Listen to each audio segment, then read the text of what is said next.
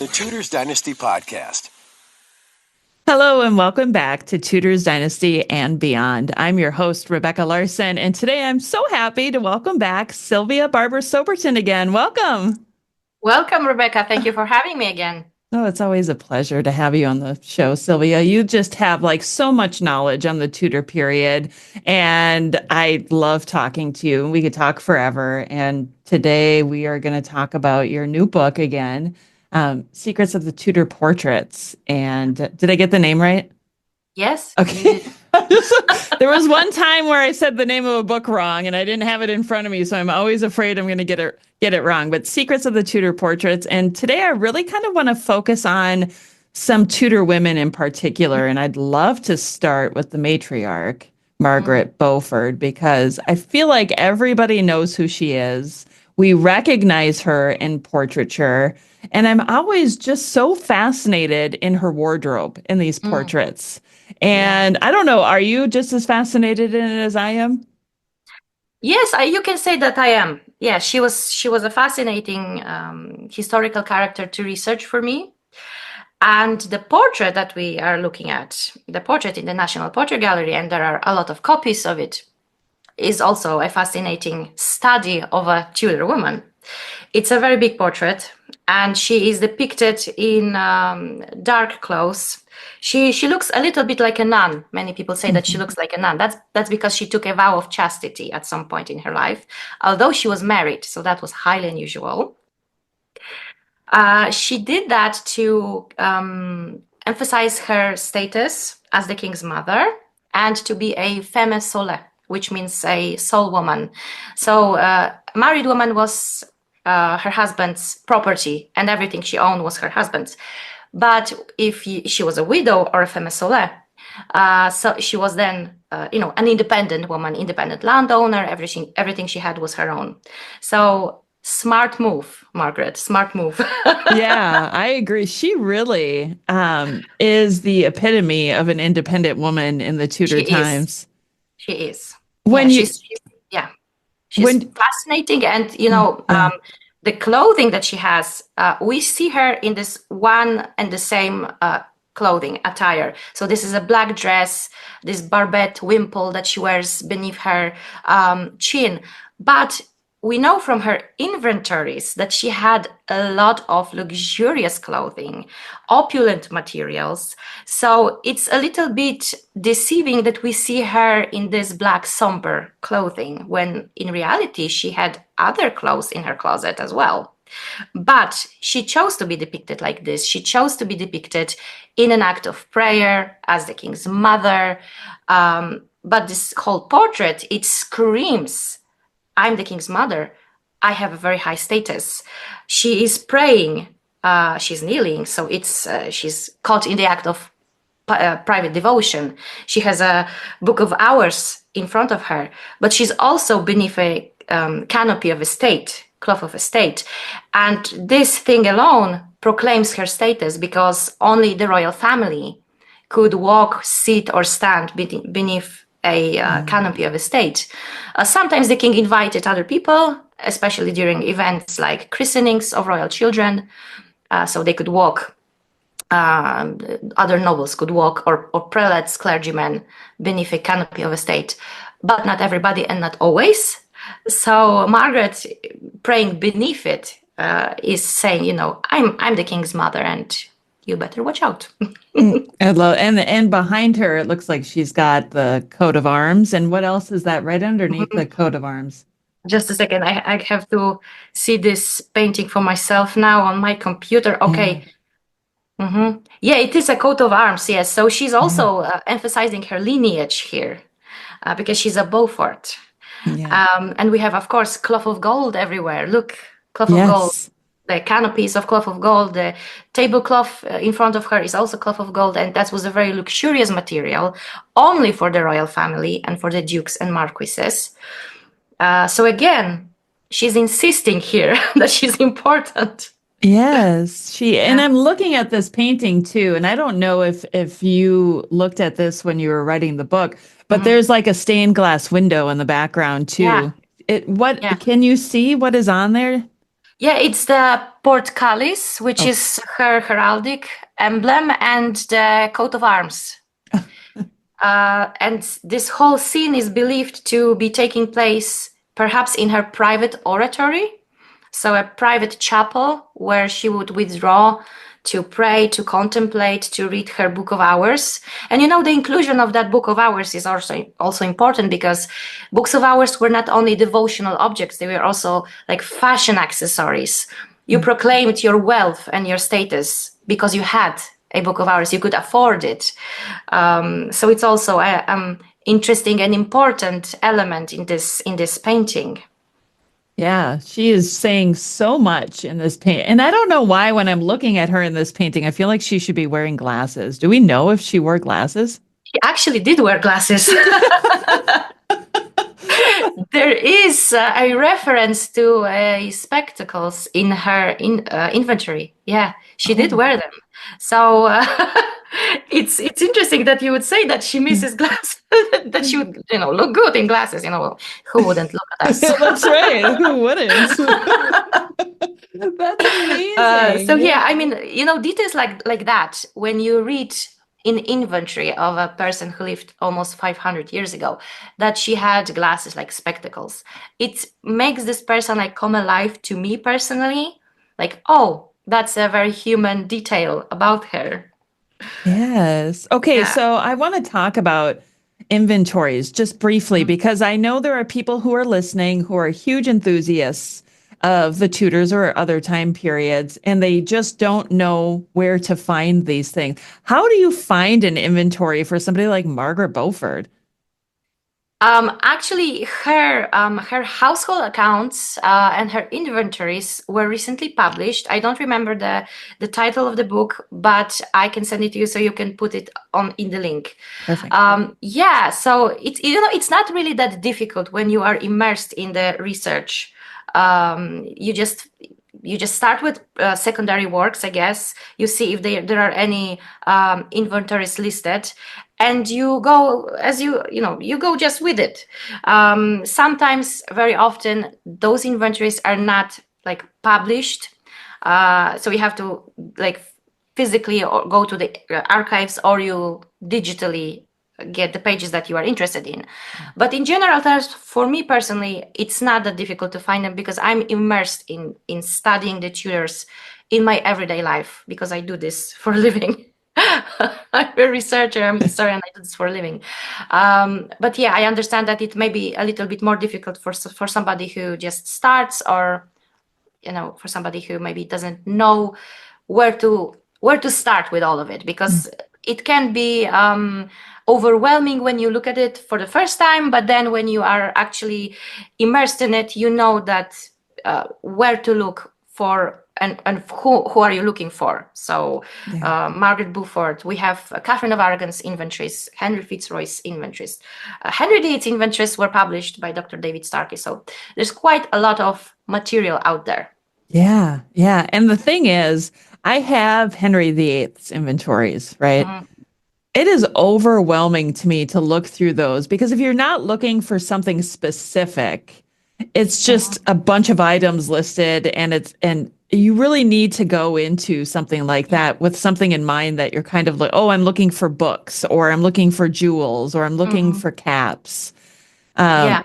It's overwhelming, and I think it really helps too if you have somebody who has done it before to guide you, to mentor you, doing something like that too. Yeah.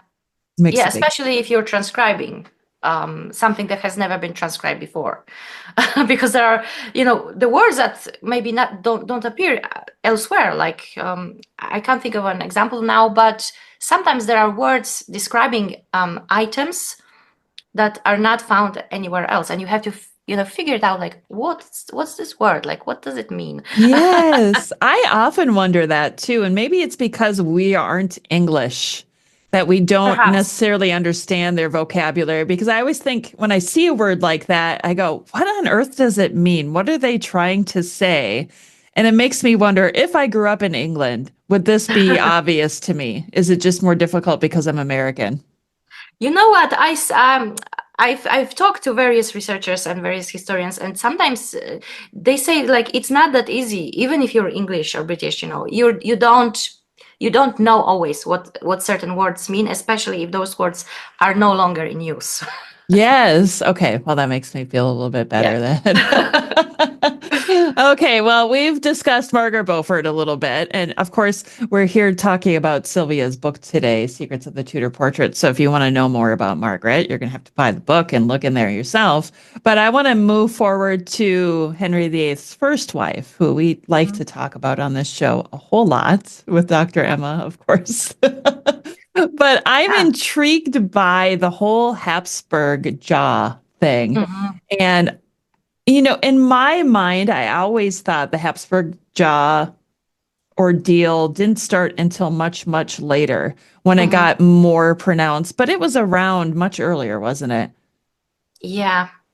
So it's usually called the Habsburg jaw, but the medical term is prognatism. So it's a deformity of the lower jaw when your lower jaw protrudes significantly, and it makes it difficult to speak clearly, to swallow, to eat. And it's called the Habsburg jaw because a lot of Habsburgs had this deformation. That's what singled them out from other people. Prognatism. And you see this in paintings a lot, like Charles V, his grandfather Maximilian I. You will see this a lot in paintings, this massive lower jaw protruding. But the prognatism was not only happening in the Habsburg dynasty. There were other people who also suffered from prognatism, and of course Catherine of Aragon was not a Habsburg. But in her family, the Trastamara dynasty, we have examples, at least 2 examples of people who suffered from prognatism.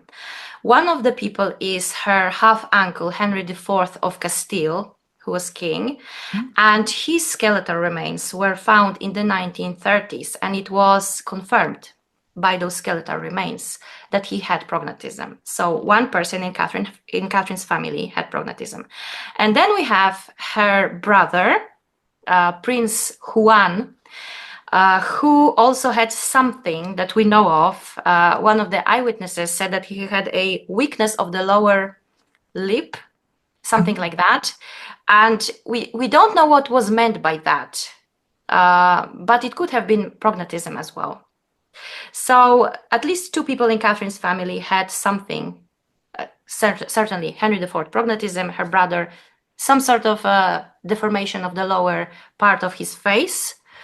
So it wouldn't be all that surprising if Catherine had prognatism.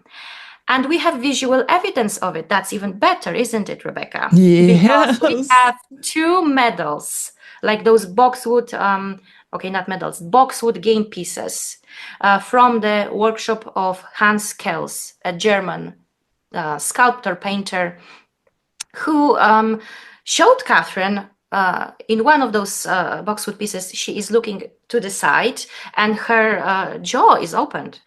And in another one, she is showed in front, she's facing the viewer, and her face, her mouth is also open, half opened. We also have a portrait of Catherine in the Boston Museum of Fine Arts, where we see her jaw is closed, but there is a tension, it's clearly jutting. And we have also a description of Catherine from 1519. She was described by Francis I of France, who was a little bit mean. And he said that Henry VIII was young and handsome and had an old and deformed wife. And it is generally assumed that Francis was referring to Catherine's corpulent figure, because she had at least 6 pregnancies that we know of. And we know that she was of low stature and rather stout. That's another eyewitness account. But I think Francis was not referring to her figure. I think he was referring to her face. It would be nice to have more descriptions, like from eyewitnesses of Catherine. Most of the people who saw her, and those were Italian ambassadors who were not very kind about women's appearance in general terms. They were very cruel in their observations, and a lot of them said that Catherine was ugly. But that's, a term that, you can either agree or disagree. And anyway, the beauty lies in the eye of the beholder, as we say, right? But I think that those visual clues are very important to consider when we talk about Catherine of Aragon's appearance, because it's not very often discussed. Like when I first saw those boxwood game pieces, I was quite shocked that I haven't heard or seen them before. Why is it not? Why don't we talk about it? But I think there might be a reason for it, because the Tudors sometimes perhaps wanted their physical appearance to be presented in the most favorable light. So I think it's not a coincidence that we see Catherine with prognatism in the works of a German sculptor and not an English one. And of course, this painting that is currently in the Museum of Fine Arts in Boston was also painted by a Netherlandish painter. Who was his name? I forgot, but he wasn't English. So he depicted her like that, and I think there is a reason for this, that we see her with those features by foreign artists and not by English ones, or by those who worked a lot in England, because we have also miniatures of Catherine from the Hornbout workshop, and you can clearly see that something is there.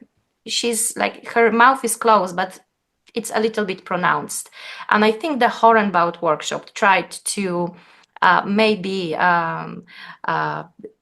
that defect, maybe show her in favorable light, especially if Catherine was such a great patroness of the arts, because we know from recent research into Catherine's artistic patronage by Dr. Emma Cahill-Moron, whom you have mentioned before, that she did a lot for the arts in England. So maybe showing her as best as they could portray her was the key here, why we don't see this pronounced jaw in works in England that are produced in England.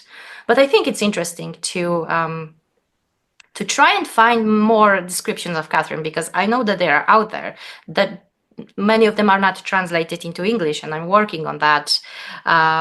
Maybe not right now, but that's something that I want to focus later on. So a lot of descriptions of Catherine that are not translated, and those that we have also suggests that something was going on there. Yeah, I'm looking at the image of the boxwood game piece, and I would say it's probably what we would call an underbite, right, where your lower jaw protrudes out further than your top jaw. But also, underbite, yes, but also, like, if you look at those boxwood game pieces, it's like half opened. So I think there's more to it, and especially if we consider that members of her family had this. There was prognatism in her family. That trait genetically repeats itself, as is clearly the case with the Habsburgs. So I think that's what happens. A lot of people tell me, but Catherine of Aragon wasn't a Habsburg. And I tell them, that prognatism is not limited to the Habsburgs, and it's a medical condition that is called a Habsburg jaw by various historians, because it appears and happens in the Habsburgs. But the medical term is prognatism, and it was not limited to the Habsburg dynasty. So I think that a lot of people also don't know that the Trastamara dynasty had prognatism in their lineage. And that's also important to consider when we think about Catherine and her possible link to this condition. Yeah. Well, they like to keep their royal bloodlines pretty clear too, didn't they? Yeah, I mean, the Habsburgs are the story for another for another day. Oh my gosh! Yeah, they were really I mean, uncles marrying nieces, that's a whole other level. But I want to go back to what you said about the foreign artists portraying her this way. Why do you think they did that? One of the theories is that they wanted to emphasize that she was related to Charles V, Holy Roman Emperor, who was undoubtedly a Habsburg, and she was his aunt. So Charles V was the son of Philip, who was Archduke of Austria, Duke of Burgundy, and later King of Castile, briefly. And his mother was Catherine of Aragon's sister, Juana, Queen of Castile. And Juana was actually very pretty. She took after her paternal grandmother, who was a great beauty. But Philip, Charles V's father, was said to have been Philip the Handsome. You know, if you look at his portrait, I don't see it. Sorry, I don't see it. But I also think it was not meant as a compliment, because the French king, who was adversary of the Habsburgs, once when he saw Philip, he said, "Oh, here is the beautiful prince." Was that a compliment? Perhaps not. Maybe But, it did. it's difficult from across the centuries to judge what's a compliment and what's not, what's a sarcasm. You don't see sarcasm on paper very often. Right. So I think it was not necessarily a compliment. But yeah, the Habsburgs had that pronounced jaw from way before. Maximilian I already had it. His father had it. I wonder when did it start? Yeah. But from the time that the portraiture became a thing in Europe in the 14th, 15th, 16th centuries, we already have it in portraits. We can see that this was a trait that was repeating itself in the Habsburgs. Yes. Yes. And in the Trastamara, of course. Yeah. I love that you brought up that we can't pick out sarcasm from these things. I had never thought of that before, that when he called him that he could have been just making fun of him, like, "Oh, look at that pretty boy over there, but he's empty. Exactly. He's empty in the head." Yeah. Yeah, look at that pretty boy, exactly. Because if you look at, okay, maybe we shouldn't judge, because Henry VIII was also described as beautiful, handsome, and I don't see it in some of his portraits, like from miniatures from the Hornbout workshop. I don't see it, but some other portraits of Henry VIII, like by Holbein, for example, he doesn't look so bad, So I don't know. Maybe he was handsome. Yeah, at one time, maybe he was handsome. When he was younger, certainly. Yeah. Certainly. Yeah. There is a great description of Henry VIII. Let me just get it. I have it here. It's one that is not very often quoted. It was from Hieronimo Moriano. He was the French ambassador's secretary, and he praised, look at that, the physical beauty and perfection of His Majesty, who had no equals in Christendom. Wow. There was no other man handsomer, more elegant, and better proportioned than this king, who is pink and white, fair, tall, agile, well-formed, and graceful in all his movements and gestures. And listen to this, Moriano said that a perfect model of manly beauty in these times is difficult to find. So, wow, that is. He sang him praises. That's a beautiful description. It's not very often quoted, but it's beautiful. It's like, if I didn't know who he was talking about, I would be like, show me the portrait. I need to know. Wow. So yeah, Henry VIII, I guess he was handsome. I guess if so many people praised him and they had nothing to gain from that praise, then I guess, yeah, he must have been quite handsome in his youth, maybe into his late 30s. And then when he became corpulent after the accident in 1536, he started gaining a lot of weight. And, we know what happened. This description by this Italian guy just opens up so many thoughts in my head. Like, I know. That was very, very complimentary. Like, very. Why would he be so over the top for somebody who isn't his king? Doesn't that seem weird? You know what? One other Italian ambassador said that, and it has to be said that the Italians were obsessed with people's appearance. They would praise you if you were beautiful. They would praise you, but if you were like less than beautiful in their view, they would also write that and send that to the Signoria. So they were cruel when it came to women. Man, they were really cruel. Wow. The way they described, let's say, Claude of France, Francis the First's wife, as very ugly. So okay, she maybe wasn't the most beautiful, but to be sending those like descriptions, it's kind of cruel. Yes. But returning to your point, why would he sing praises for Henry VIII if he wasn't even his king? I think it's because one of the ambassadors said, well, we don't have really a lot of good-looking monarchs. So they praise Henry because he was young, he was, let's say, handsome. Francis I was also said to have been handsome, although the ambassador said, well, he has big nose, or he has like those thin legs that are not proportionate to the rest of his body. Charles V was said to have had not a very attractive face, the cadaverous face. I think one of the ambassadors said cadaverous face, but his body was quite athletic, actually. Oh, well, you can't have it all. You can't be like Henry VIII and have it all. So it's really interesting, and to me personally, it brings the person alive when you read these descriptions, because portraits don't always convey. So you have to help yourself with descriptions so that it becomes like three-dimensional image in your head, if it makes sense. Yes, that does. I love that we got to talk about Henry, because I wasn't expecting that, but I love talking about Henry VIII too, because I think exactly. Well, then we talk about Catherine of Aragon. We bring up Henry VIII. Of course, next we have to talk about Anne Boleyn, and it's we have sketches of her, we have a coin of her, we have all of these things, but I feel like everybody so desperately wants a contemporary portrait of her. Yeah.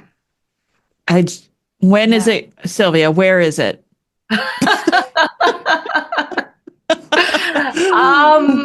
You know what? I think I'm a believer. I do think that a contemporary painting of Anne Boleyn is out there, and I mean like a painting, like a that you can see her face and you say, like, that's Anne Boleyn. Not like a doodle in a manuscript or something like that, because we have a doodle by Hans Holbein from her coronation, and like that's a contemporary portrait of her, but it doesn't tell you nothing about what she really looked like, because it's just a drawing, it's just a doodle, Yeah. We have this like a little portrait of her in the Garter book, Black Book of the Garter, but it's also just, I won't say a doodle because it's colorized and it's really pretty actually, but it doesn't tell us anything about what she really looked like. So I'm hoping that a portrait, like a full-length portrait or a miniature, will one day resurface, and I think that a miniature is much more likely to resurface than a full-length portrait, because miniatures were small, they were intended to be held in the palm of your hand, and perhaps a miniature of Anne was preserved by one of the members of her family. We have evidence from Mary Boleyn's side of the family. They did cherish some heirlooms from Anne Boleyn's lifetime. They had some heirlooms. For example, there is a portrait of Lady Philadelphia Carey holding a comb for combing your hair, that is said to have belonged to Anne. So that's really interesting. And I also found other things that may have belonged to Anne and were later circulating in the family of Mary Boleyn. Not surprising, because she was her sister. And if she had any items that belonged to Anne, she would have given them to the members of her family. So I think that a miniature is much more likely to have survived, and that it's somewhere in someone's possession. we do have this miniature from the 17th century by John Hoskins. He was a painter at the Stuart court, and this miniature is said to be derived from the ancient original. Ancient in this context means old. And a lot of historians, Eric Ives among them, inferred that perhaps Hoskins saw a portrait of Anne, perhaps by Holbein, and that he copied from the portrait. But I think it's more likely that he was copying from an actual miniature, maybe by the Hornbout workshop, because Anne was, of course, ordering stuff from the Hornbouts, and Henry VIII famously sent her a picture of himself in a bracelet. So the only people in England who were creating miniatures were the Hornbouts, the Hornbout family. Yeah. So Anne was quite intimately linked with the Hornbouts. And I think that it's not unlikely that she sat for a portrait miniature from this workshop. That makes sense. I mean, because they're smaller, they're easier to hide, which then brings me to Elizabeth I ring, right? The Exchequer ring. Yeah. Let's talk about that. And because there's so much debate on who the other person is in this ring. What are your thoughts on that? Well, you know what? In the past, I had my doubts. I thought maybe it's not Anne Boleyn. But when I was researching this very book, I came across a poem by Ulpian Fulwell, written in 1575. And in this poem, there are actually two poems within the one poem. And he sings praises for Anne Boleyn, and he says that she's like Phoenix, whose her fate was to give birth to Elizabeth. And Phoenix is a mythical bird that can live. There can be only one phoenix at any given time, so you won't see two birds of this kind. And Elizabeth loved it so much, this imagery, this iconography, that she employed it in her portraits. We have Nicholas Hilliard's The Phoenix Portrait.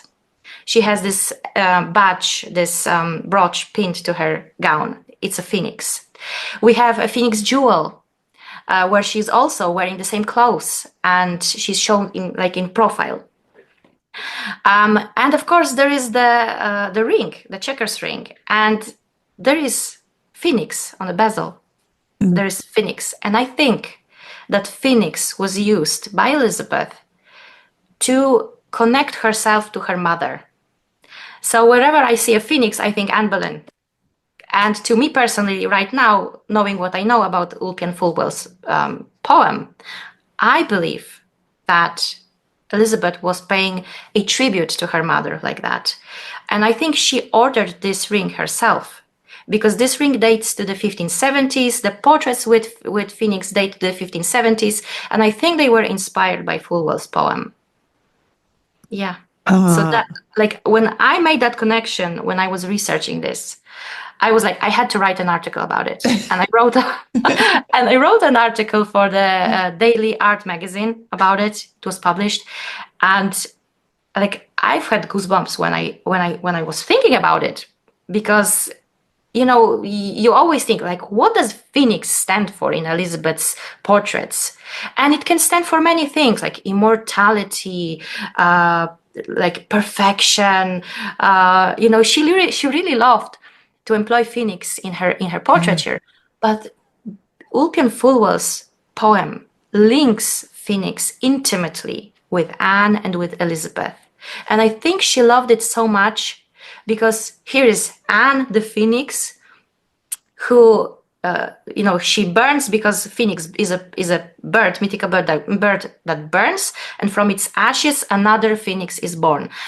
And it's a very beautiful, a symbolic description of Anne Boleyn and Elizabeth. And I think she loved it so much. And that's why we see phoenix in her portraits. And it's not a coincidence that there is a phoenix in this little checkers ring. So to me, there is no doubt in my mind that Elizabeth wanted to portray her mother in this ring, and that she has Elizabeth in it. Oh, sorry, Anne Boleyn in it. Yeah. So it's a very intimate way of connection between mother and daughter. It's a very beautiful, if silent, tribute to Anne Boleyn. But then again, Elizabeth didn't really have a lot of opportunities to pay tribute to her mom, but we know that she did. She did. Let's say on her coronation procession, there is Anne Boleyn appearing, a figure of Anne Boleyn, and everybody who wrote negative things about Anne Boleyn, who slandered her, was to be punished. So, yeah. That's interesting. That's interesting, yeah. So I just, of course, I think of Seymours all the time. And when you say the Phoenix, I think of Jane Seymour, because that was part of her thing, wasn't it? Yeah, and for a very long time, there was this theory among historians that this was a gift to Elizabeth from Edward Seymour, the Earl of Hertford, who was in disgrace with Elizabeth because he married her kinswoman, Catherine Grey, without the Queen's permission, and they were separated. And the theory was that he gave Elizabeth this ring to be in her good books, let's say. And we know that he did give Elizabeth other gifts of jewelry. There are instances of it. But of course, Phoenix was Jane Seymour's emblem. But by the time Elizabeth became queen, by the 1570s, when Ulpian Fulwell wrote this poem, everybody forgot about Jane Seymour. She was no longer in anybody's mind because she died, her son died, and Elizabeth was now queen. Right. So I think that by the 1570s, this poem links Anne Boleyn and Elizabeth in such a beautiful, intimate way that there is no way that this was a gift from Seymour. I don't think so. And I think this theory should be slowly forgotten about. Yeah, I think you're right. I love, though, that we're talking about the Phoenix, because clearly the Phoenix was not owned by Jane Seymour. It was a symbol, and Elizabeth and whoever was using it used it as a symbol to send a message. Exactly, yeah, as a symbol. Yeah, and in the 1570s, Elizabeth and those who knew her would have known what this particular symbol meant to her. And we have examples of Phoenix jewelry in Elizabeth's inventories, in her New Year's gifts. People gave her stuff like it's shaped like Phoenix. So she must have really liked it. And I think the reason why she liked it was not only because Phoenix was such a nice symbol of, infinity, even chastity, but that it was her personal link to her mom. Yeah. Yeah. And those who knew her knew. I love that. Me too.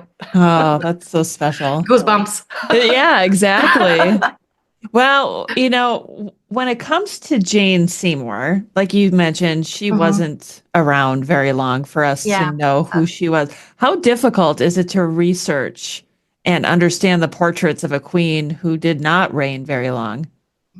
You know what? Not very difficult, because surprisingly, she lived and she was Henry VIII's wife for such a short period of time, but we have so many portraits of her.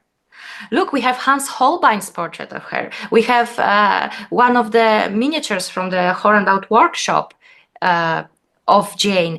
She was painted later with Henry VIII, the Whitehall family portrait. So there are quite a lot of portraits of Jane out there, and it's not very difficult to research her at all when it comes to portraits. Of course, Holbein is incomparable. Nobody really compares to him. If you look at Holbein's portrait of her, her face is like a little bit tense. She's like trying really hard to keep that pose, If you look at the Hornbout miniature, there's a hint of a smile there. So I think it may be that the Hornbout miniature wasn't painted from life. That's why, if it's not painted from life, then you don't have that physique. Like in Holbein, you can clearly see her face. Like this is what she really looked like. Right. I want to see Jane Seymour face on, just like Anne of Cleves. I want to see, what did she look like from the front? I don't want so much of a profile. I want to see her. Yeah, but you can have a good idea of what she looked like. Like it's really interesting, right? Because she was queen for such a short period of time, like 1.5 years. And she gave birth to Prince Edward. She died a horrible, agonizing death in childbirth. It was really painful. But she's immortal because she lives on in Holbein's portrait. And this portrait was copied so many times. We have several copies of it. And for example, her brother as well, Edward Seymour, he did pay for a copy of this portrait. But of course, later on, she died, her son died, so there was nobody to perpetuate that memory of her. But we do see her, she's beautifully portrayed. It's red dress, this brooch with Jesus's name on it. This girdle that she has little jewels shaped like vases, which I think were reference to Mary Magdalene, perhaps her favorite saint. Mary Magdalene was a favorite saint of a lot of women in the 15th and 16th centuries. So that's, you can clearly see that Jane is trying to convey a message. She's queen, but she's a Catholic queen. She's adhering to this, Jesus's name, Mary Magdalene. Very, very interesting. And it's one of my all-time favorite portraits from the Tudor period. It's a beautiful portrait too. And, it's funny how you mentioned that there wasn't anybody to keep her memory alive. Well, when we look at it and we look at, her parents were dead by now. Her two older brothers who had influence at court and could have kept her memory alive, they were both executed. She had sisters, but they didn't have as much influence because they were women. So there's no wonder that. Yeah, and her son died also, as a teenager, didn't have a wife, didn't have children. So her line really kind of died out. Yeah. So that male heir that Henry VIII really wanted and waited for so long died without children. Yes. So that was it. That was it. I mean, still Mary and Elizabeth, but they also didn't have children. So the Tudor line was over. Well, but Jane... at least we have portraits of them, so we know what they look like. Yeah, exactly. Well, we're going to move from Jane Seymour then to Anne of Cleves. And Anne of Cleves gets such a bad rap. Like, she was ugly, she smelled, all of these terrible things. And I think the biggest one is I don't remember who it was referred to her as the Flanders mare. Can we talk about allegedly that? Henry VIII, but this is not really what he said. This is not a contemporary reference to her. He didn't say that, but it somehow shapes her memory and her legacy still. So I've tried to dispel this myth, although it doesn't really need dispelling because a lot of people know that Henry didn't say that. But we know that although it's a myth, it's still linked to her name, and it's really a pity that and we have again Holbein's portrait of her, that she, who was probably the prettiest of Henry VIII's wives, has the reputation of being the ugliest. And I'm not really, I'm in general terms, I'm not really a fan of saying this, like, she's the most beautiful or she's the most ugly. Like, everybody can be pretty in their own way. And especially queens, they took care of their appearance to look beautiful, to enhance they enhance that with clothing, with jewelry. Some women even used makeup.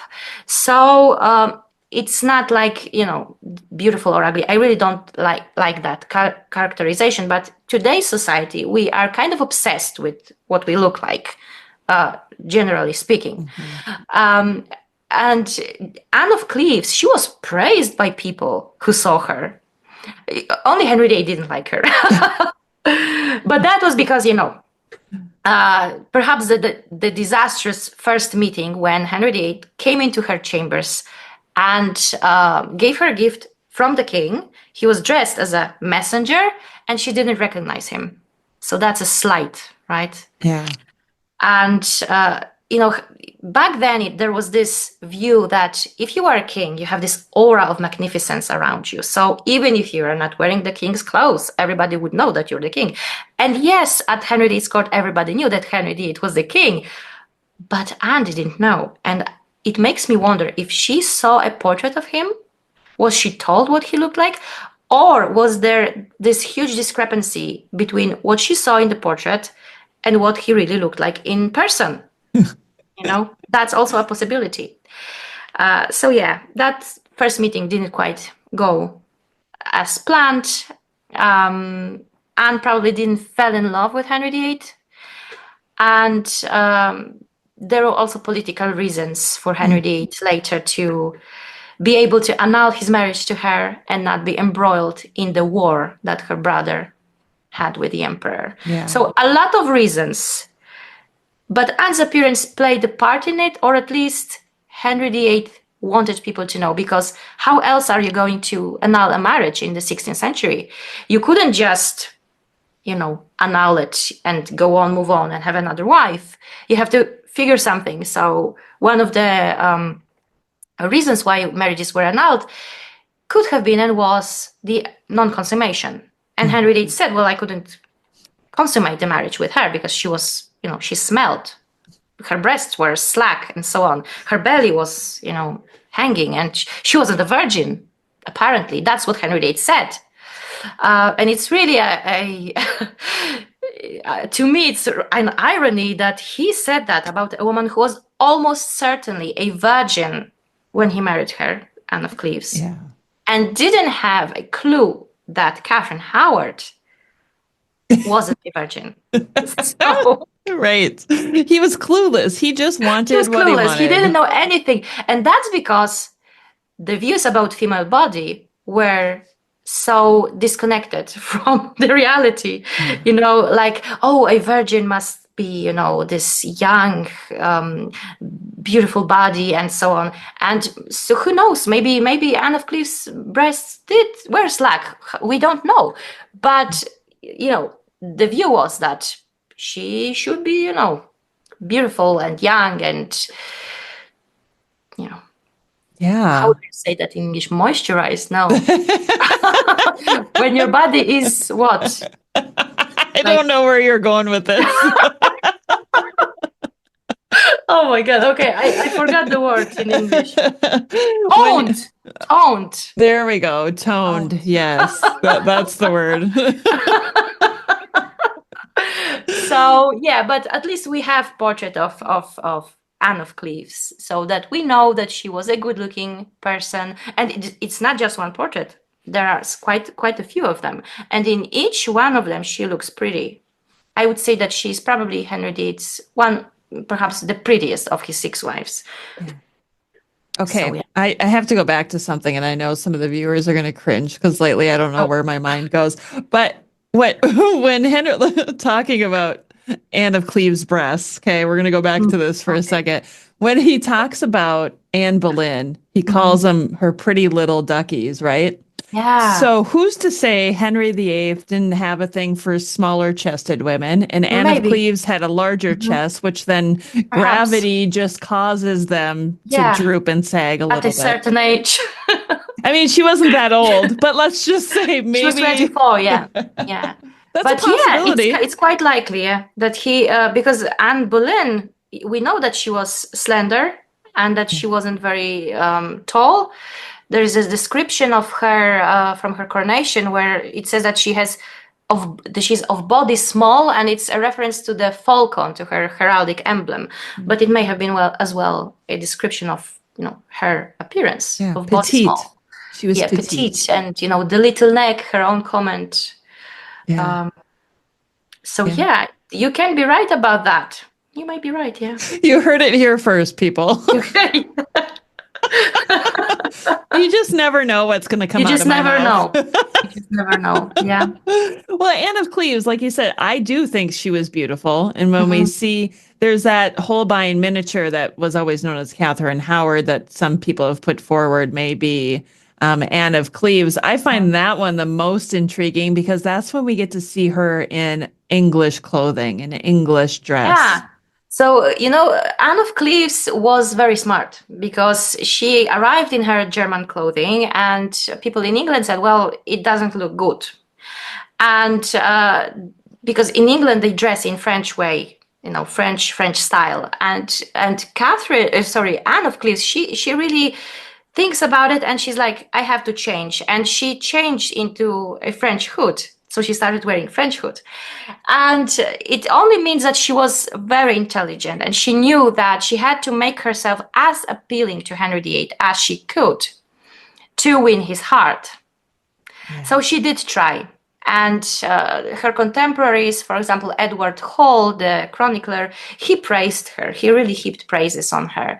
And even after the annulment of her marriage to the king, people still remembered her like she would have been such a fantastic queen if she was given a chance to be his wife for a longer time.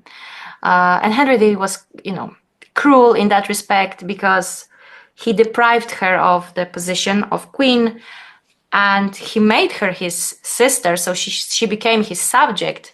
And in general terms, in the narratives, you see, oh, how good Henry VIII was. She was now his sister, but she was also his subject now, so he could punish her as however he saw fit if she misbehaved. So she was really stuck in England as Henry VIII's subject, and we know what he was capable of doing to his subjects. We know that well, don't we? Anne Boleyn, his own wife, executed. So yeah, well, his first wife too. We know how he treated banished, her. right? You could just banish a princess of royal blood, treat her like that appallingly. Yeah, really. It does seem like Anne of Cleves preferred living here over her life in Germany. I think she had some more freedoms here that she didn't have there as a woman, as a single woman. It's too bad she never remarried. Well, yeah. Yeah, I mean, she could have, but, for as long as Henry VIII was alive, nobody really wanted to marry the woman who was Henry VIII's former wife. Yeah. That's true. That was dangerous, dangerous. Yeah, that's a good point. I guess I didn't think about that. And it was probably but, she outlived him too. So even when Katherine Parr died, Anne of Cleves was still around. Yeah, the last one standing. Yeah. Yeah. Well, you alluded to Katherine Howard a little bit because obviously Henry VIII executed her. I mentioned this miniature that was always said to be Katherine Howard, but is there anything to show us what Katherine Howard looked like? Are there books of hours? Anything? No, we only have this miniature that is linked to Catherine since the 18th century. And we don't really know why it was said to be of Catherine, because we don't really have any clue. There is no inscription, no coat of arms, anything. And the only thing that historians think that makes this likely that the sitter in this miniature is Catherine is the necklace, which is often called the consort's necklace. But I disagree with it. I don't think it's the same necklace as described in the inventory.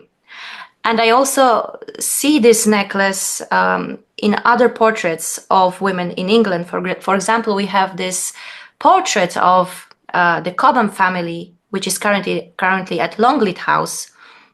And you see the little children wearing this similar pendant. So I think it was a pattern that was repeated for many women at the Tudor court, not necessarily for queens. It could have been inspired by what was currently in vogue. So, for example, if a queen wore it, everybody wanted it, right?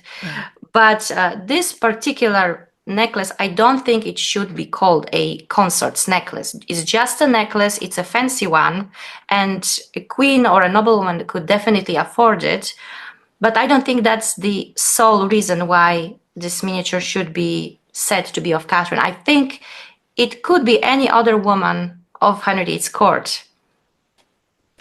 Anybody. We just don't have firm evidence that this is Catherine.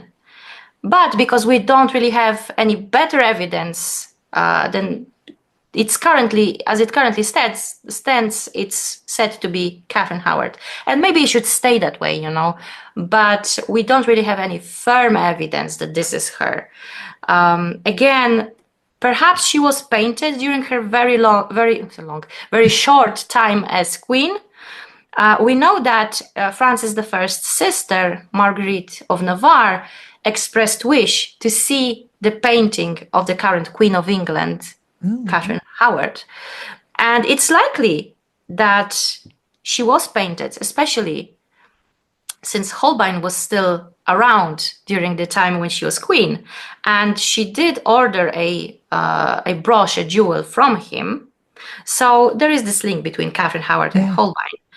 And I think it's quite likely that she was painted. I mean, she was a young girl, she was a teenager. But if you have access to this kind of wealth and privilege, wouldn't you like to have your portrait or miniature painted? Well, I think that would be one of the first things I would ask to have done, I mean, other than fancy clothes and jewels. But a painting, a miniature, she had access to it as queen. And I think it's likely that she was painted, but I'm not sure if the miniature that we are looking at that is said to be of her, that it's 100% her. Yeah. And if Margaret of Navarre asked for a painting of her, there could be one of Katherine Howard floating around Europe, and maybe people don't even know it. And we don't even know it, that it's her, right? So it's interesting that, but again, I'm a firm believer that that a lot of paintings exist out there. There is this painting of Lady Bergeveni that we only see as an engraving, and I've recently had the opportunity to see it. So, like the real photograph, like a high resolution photograph of it, wow. And my breath was just taken away. Like wow. Really? Yeah. I can't even imagine what that looks like in high resolution. I will show you. That's amazing. Oh, we love portraiture so much, don't we? I just love it. And when you see a portrait just in black and white, as an engraving, as a sketch, when you finally see the real portrait, you're like, wow. Like it really comes alive, It does make a difference when you see it. When I went to the National Portrait Gallery and I got to see Katherine Parr's portraits. Oh, yeah, that full length. Oh my God. When I think of Katherine Parr, I love her fashion. It just seems like she was very fashionable. And then you have the portrait with her where she's got the high collar and she's wearing the cap. And that was so different from the previous wives too. Yeah. Yeah, she was said to have been very fashionable. She liked fashion, and also she expressed her rank and station, her status as queen by dressing in fancy clothes, in cloth of gold, in purple, wearing gold, things that she wouldn't be able to wear as just Latimer's widow. Mm-hmm. So that's perks of being a queen. And she also had this access to painters, to artists, and hers is the first full-length portrait that we know of a Tudor queen, of a Queen of England.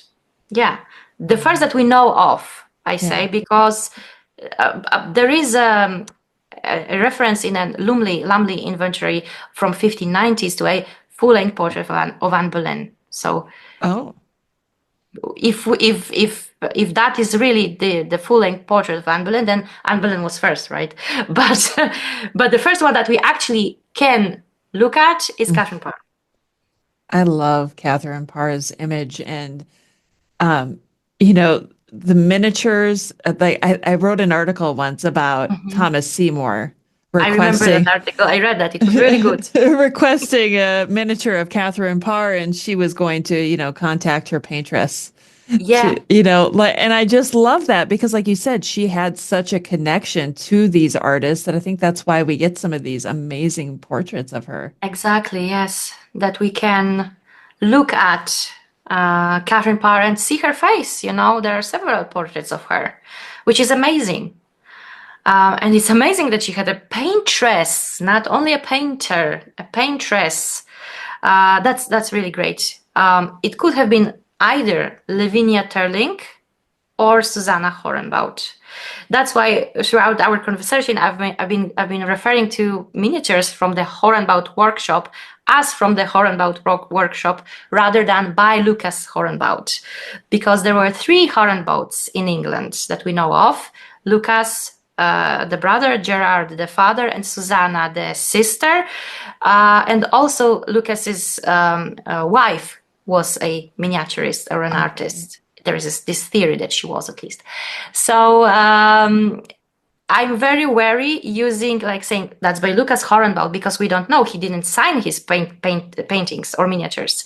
And Susanna was praised by later, like Dürer, Guicciardini, as a great paintress, as a great artist of small works, of miniatures. So we know that she painted. She just didn't sign her portraits that this is by me, by Susanna. So yeah, it's really it's interesting that she was working in Tudor England and that we don't really know which paintings are by her, which miniatures exactly are by her.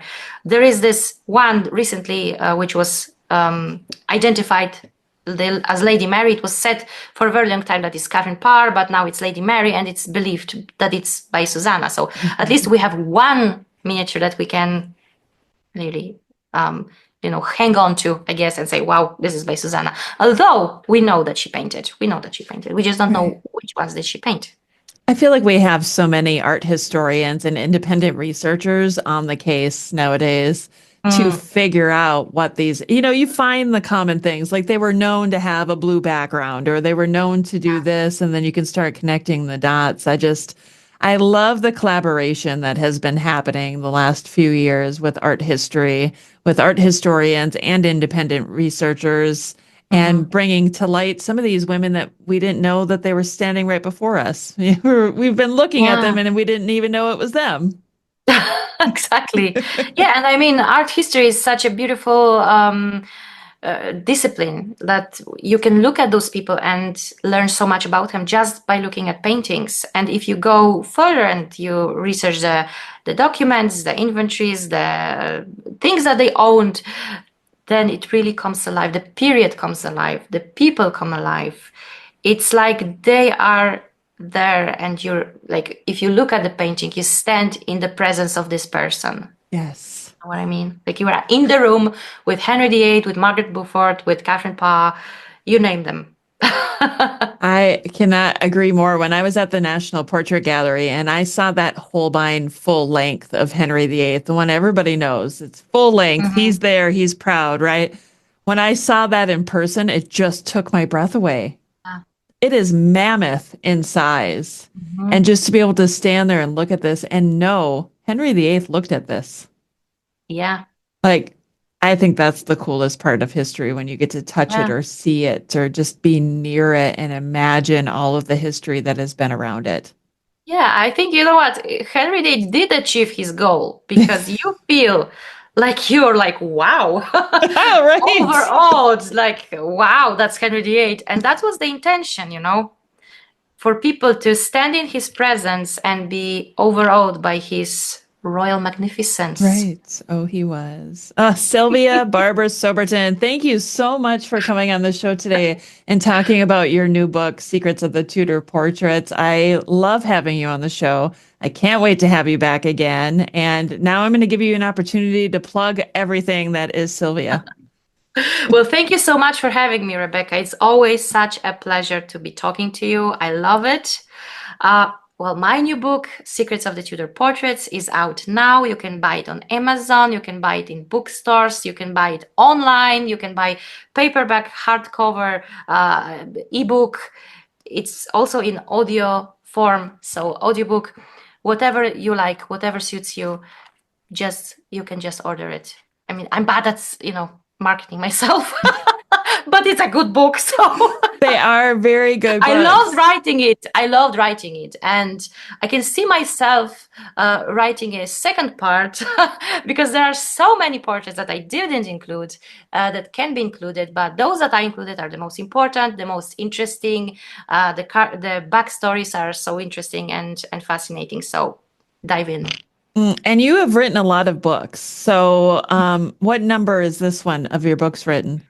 It's 13, number 13, but Okay. I hope it will be lucky. I think that's great. So if you were listening today and you like Sylvia and what she's talking about, she has so many other books out there that you need to check out. I mean, we're going way back. When did you write your first? I read your first book, I think in 2015. Yeah, that was then. Yeah. So I started with the Forgotten Tudor Women series. Yeah. And that was my first book. Yeah. I And loved I remember those. that you review it. And that was the first time that I've met you. It is 10 years ago. Can you believe it? It's been 10 years. We know each other for so long, Rebecca. Yeah. And we haven't changed. We look exactly the same, you right? Well, at least you. No, you do too. Thank you. Oh my gosh. Thank you so much, Sylvia. I can't wait to have you back again. Well, thank you so much, Rebecca, for having me. It's always such a pleasure. Thank you. And that concludes another episode of the Tudors Dynasty podcast. Thank you so much for listening. If you love the show and would like to show your support, consider becoming a patron over on Patreon. That's patreon.com/Tudors Dynasty. Over there, you'll get commercial-free episodes, early access, and some patron-exclusive content as well. If you would prefer to show your support in another way, head on over to my website, tudorsdynasty.com, and click on the shop to see some of the new merchandise that I have available. Thank you so much for listening. Until next time. The Tudors Dynasty Podcast.